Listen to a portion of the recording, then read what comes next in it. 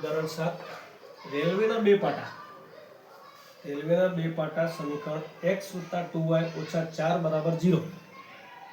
રેલવેના બે પાટા સમીકરણ x + 2y - 4 = 0 અને 2x + 4y - 12 = 0 દ્વારા દર્શાવેલા છે. શું કીધું છે કે રેલવેના બે પાટા સમીકરણ x + 2y - 4 = 0 અને 2x + 4y - 12 = 0 દ્વારા દર્શાવેલા છે.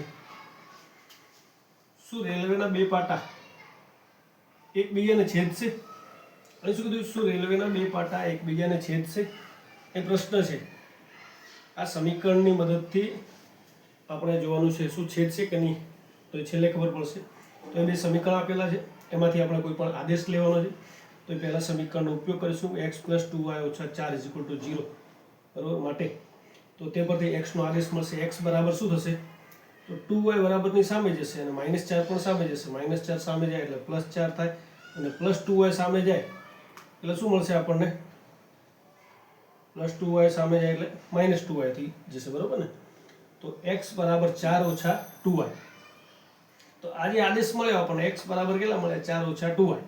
તો આ સમીકરણ 2 ના અંદર આપણે મૂકી દઈશું એની કિંમત. તો x બરાબર 4 - 2y નો આદેશ લઈશું એટલે કે x ની કિંમત મૂકીશું. તો 2x + 4y - 12 = 0 માં શું કર્યું તો કે x ની કિંમત જે x દેખાય તે કિંમત મૂકવાની છે. તો 2x x ની જગ્યાએ મૂક્યા કેટલા? 4 - 2y. તો અને જે સમીકરણ છે એ જ લખ્યું. તો હવે કાઉન્સ છૂટશે 2 × 4 એટલે 8, 2 × 4 એ માઇનસ છે એટલે -4y વત્તા 4y હતા તો વત્તા 4y - 12 = 0. તો હવે શું થશે કે +4y -4y 4y માંથી 4y જતા રહ્યા બરાબર. બંને પ્લસ માઇનસ છે એટલે 0 થઈ જશે.